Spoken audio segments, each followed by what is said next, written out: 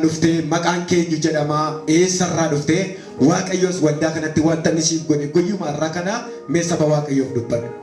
Ani irraa dhufe Aggaaroo magaalaa Aggaaroo kan jedhamudha. Maqaan koo Geetawuu Taammaneeti.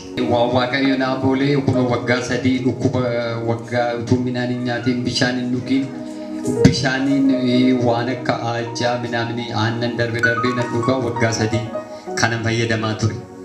Amma garuu guyyaa har'aatii kaasee Waaqayyo na gargaaree Waaqayyo hin danda'a.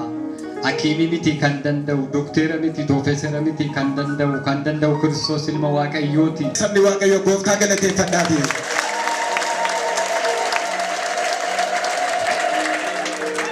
Dhibeen kee kun maal ture? Manni yaalaa maal siin jedhe? Gaafa mana yaalaa deemtu manni yaalaa maal siin jedhe? Dhibeen kee kun immoo maal ture? Dhibeen kun dura coggaarraa ture. Coggaarrichi gara coggaarraa kaanseriitti qayyarame gara tiruuttis gara gururroo midhaaniittis dhiigni irra caaya ture. Midhaan nan nyaachisu. Kunoo waggaa 3 siqaayin argee kunoo guyyaa har'aatiin nan midhaan qammase. Waaqayyoo fagalatu Waaqayyoon naa galateeffadha.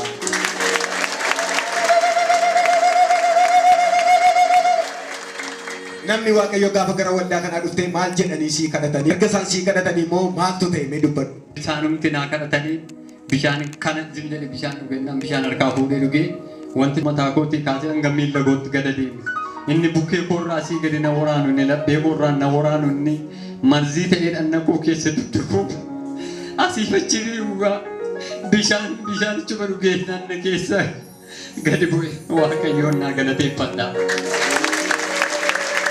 Waaqayyoon danda'a jedhaan waggaa 3 ani siqaayee argee waliin jedhu gadeen jedhu laphee koorraa na waraana midhaan gadi darbu humna na buusaa danda'ee tabban ba'u amma garuu har'a nan deeme Waaqayyoo fagalatu jechuudha. Galata fidaa gooftaadhaafi. Egaan warri amma dhuftan baay'inaan ganama hin dhumneessinii Waaqayyoo hojii guddaa lafa kanarratti hojjete. Namni Waaqayyoo gaafa itti dubbatan akkuma manni haasaa oolee dhibee kee kanatti Waaqayyo amma natti meeraa deemee amma dhaqii cheekii godhiitii kottu Waaqayyo si keessaa buqqaasee irratti jedhanii deemee dhaqee kunoo cheekii nama baattatee dhufee ganama Waaqayyotti dubbate. Meessa kanaaf ammayyuu sabni Waaqayyo akka keessa walitti buusaa gooftaadhaaf galata dhiyeessaa. Tole gooftaan si eebbisuu ganama kan fidee dhufe siidhaa waa'ee obboleessa keessa si bukkee jiru kanaa mee maal beektaa? Ati sama beektu dubbadhu.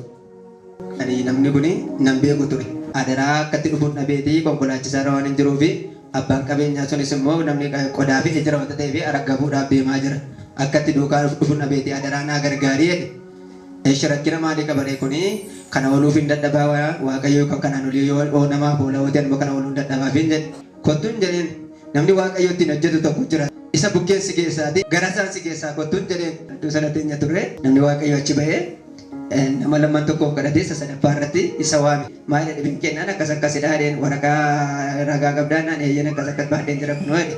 Achiin booda achi as baasanii Waaqayyootti dubbatee nama kana akka yeroo sana deemiitti dhaqichee of godhi kottuu jennaan sa'aatima booddee kottuu dhugaa baay'eedhaan nama deemuu dadhabee of danda'ee tabba tokko jirti karaa irraa lolee gaafa dhufu tabbacha deemee ba'ee isa as ga'ees nagaama isaa deemee dhufee mana kiimisa deemnee dhufne nagaama isaa humna godhatee deemaa dhufee bakka Waaqayyoof galanna ta'u waan jechuu barbaadu gaafa lafa kana irratti dubbatamu adaraa namoota waan isinitti himuu barbaadu ani kaleessa dheengaddi koo akkasin ture nama akkasitti uffatee dhaabbachuun malees miti kanan ture biyya lafaa keessadhaa qaamaan ture dhugaan ture waan baay'ee hojjechaan ture garuu Yesuus Kiristoos gaafa na waame billaa fi wangeela harkatti baatee argannatti dhufe isa kana immoo kana filattaa naan jedhe gaafa gooftaan akkas naan jedheenu anis Waaqayyo kaleessa dheengadda tajaajilaan ture.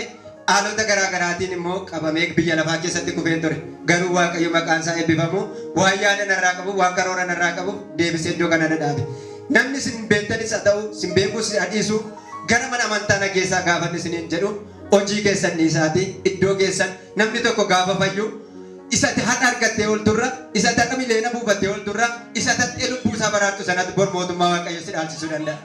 Kanaaf amma jiraatan keessatti adaraa obboloota adaraa dargaggoota adaraa shamarroota waan isinitti immoo yoo jiraate amma jiraatanitti jaalala waliif oola amma isiniif danda'ametti immoo qabeenya mana Waaqayyoof gaafa namni Waaqayyo isin gaafatu yoo harkaa dhabdan illee jilba keessanii Waaqayyoo kadhadhaafi nama kanaaf irraa hirmaatanii galuutuu duwwaa hin taane nama kanaaf humna akka irratti dabalamu hin har'a kun ta'e bara dhufu immoo kiraanchii addaa garaa sitti argitu fannifamee dhugaadha na nama akka kun ta'u manni kunis immoo akka inni bal'atu na naman isa iddoo kana dhaabbatan biyyoo keessa dhaabbatan kan kanaan olii waaqayyo akka inni isaaf hojjetu nan beeka nama kanaaf seenaa isaa waaqayyo akka digaddiru nan beeka sababii kanaaf yoo haala sinii danda'amallee qabeenyaa yoo dadhabdan jilba keessaniin buqqee dhaabbadhaan siniin jedha. Gooftaan si eebbisu sabni waaqayyo kanarra ammayyuu harka keessa walitti buusaa galataaf ilillee.